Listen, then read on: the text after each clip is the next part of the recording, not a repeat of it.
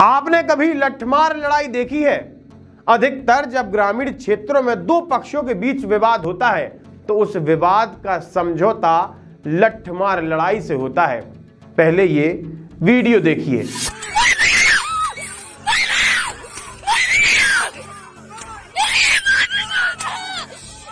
ये वीडियो है मध्य प्रदेश के सिंगरौली जिले का। इस वीडियो में दो पक्षों के बीच लड़ाई हो रही है, जिसके बाद लड़ाई लठियाई में परिवर्तित हो गई, जिसकी वजह से एक व्यक्ति की जान चली गई है। साथ ही लगभग 7 से 8 लोग बुरी तरह से घायल हुए हैं। पुराना जमीनी विवाद था। इसके बाद ये विवाद एक लड़ाई में बदला और लड़ाई के बाद एक व्यक्ति की मौत हो गई। हम हमारी खबरिया को शुरू करते हैं। नमस्कार, मैं आशुतोष भार्गव, आप देख रहे हैं आयुध।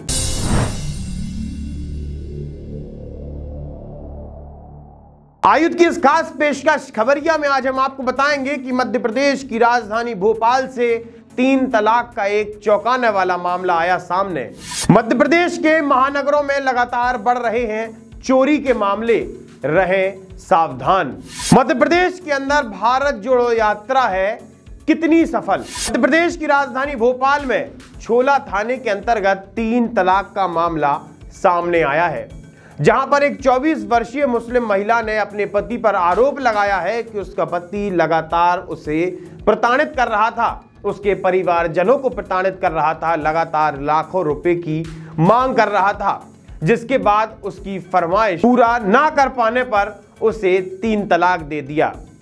असल में उस युवती की 2019 में शादी हुई थी। शादी के तुरंत बाद से ही उसका शौहर उसे प्रताड़ित कर रहा था, लगातार उस पर दबाव डालता था कि तुम अपने मायके जाओ, और मायके से लाखों रुपए की मांग करता था। लेकिन लड़की का परिवार निर्धन था, उसकी मांग को पूरा नहीं कर पाता था, जिसके बाद उस महिला के पति ने महिला को मारना पीटना शुरू कर दिया और आखिर में महिला के पति ने अपनी पत्नी को 3 बार तलाक तलाक तलाक कहकर तलाक दे दिया। ऐसा नहीं कि पत्नी द्वारा कोई प्रयास नहीं किए गए हों।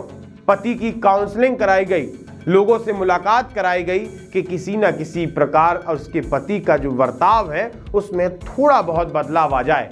लेकिन काउंसलिंग के बावजूद भी उसका पति लगातार उसे प्रताड़ित करता था, उससे मारता पीटता था, उस पर दबाव डालता था, जिसके बाद आखिर में पति ने अपनी पत्नी को 3 बार तलाक तलाक तलाक कहकर तलाक दे दिया। जिसके बाद महिला छोला थाने पहुंची और अपने पति के खिलाफ FIR दर्ज कराई, जिसके बाद उसके पति पर दहेज प्रताड़ना और मुस्लिम महिला विवाह संरक्षण अधिनियम के अंतर्गत FIR दर्ज की गई है।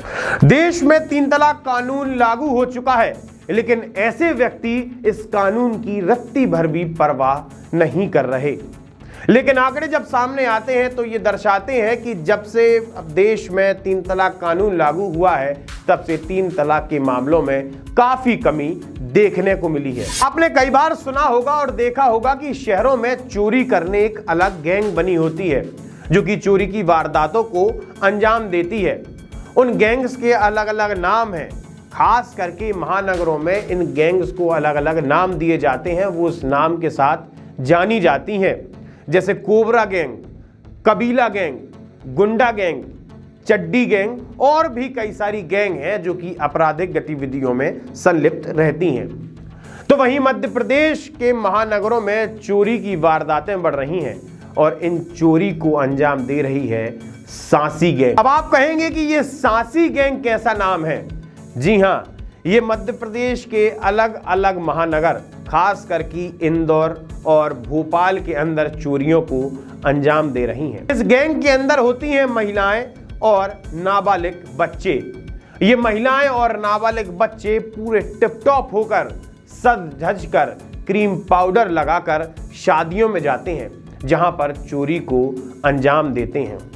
पिछले 7 दिन में इंदौर के अंदर 3 बड़ी चोरी की वारदातें सामने आई हैं। पहली भंवर कुआं पर, जहां पर पैसे और आभूषण से भरा बैग चोरी कर लिया गया। एक और मामला इंदौर से, जहां पर लिफाफे और आभूषण से भरा बैग और कुछ सामग्री चोर अपने साथ ले गए, जिनका पता आज तक पुलिस प्रशासन नहीं कर पा रही है। सांसी गैंग के बारे में कुछ खास बातें भी हैं, जरा ध्यान से सुनिएगा। ये सांसी गैंग लोकल महानगर की नहीं होती। मतलब अगर इंदौर में चोरी हो रही है तो सांसी गैंग का कोई भी व्यक्ति उस इंदौर महानगर का रहवासी नहीं है। इसी के साथ सांसी गैंग के लोग अपना जीवन यापन bus stand, railway station, footpath पे रात काट कर करते हैं। खास तौर पर इन गैंग्स में महिलाएं और नाबालिग बच्चे शामिल होते हैं जो इन वारदातों को अंजाम देते हैं। वारदात को अंजाम देने के बाद वो शहर से दूर चले जाते हैं। साथ ही दूर जाने के बाद वो दूसरे शहरों में मजदूरी करते हैं।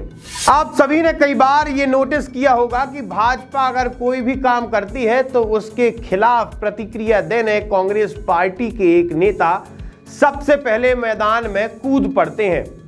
वो नेता है नरेंद्र सलूजा। लेकिन वो नरेंद्र सलूजा अब भारतीय जनता पार्टी के विरोध में बयान नहीं देंगे, क्योंकि उन्होंने खुद भारतीय जनता पार्टी की आज सदस्यता ले ली है, जिसके बाद प्रदेश के गृह मंत्री डॉक्टर नरोत्तम मिश्रा ने उन्हें बधाई भी दी है। लेकिन कांग्रेस पार्टी ये बताने में जुटी हुई है कि हम नरेंद्र सलूजा को पहले ही निष्कासित कर चुके हैं, जिस बात को लेकर 13 तारीख का लेटर आज पेश किया जा रहा है।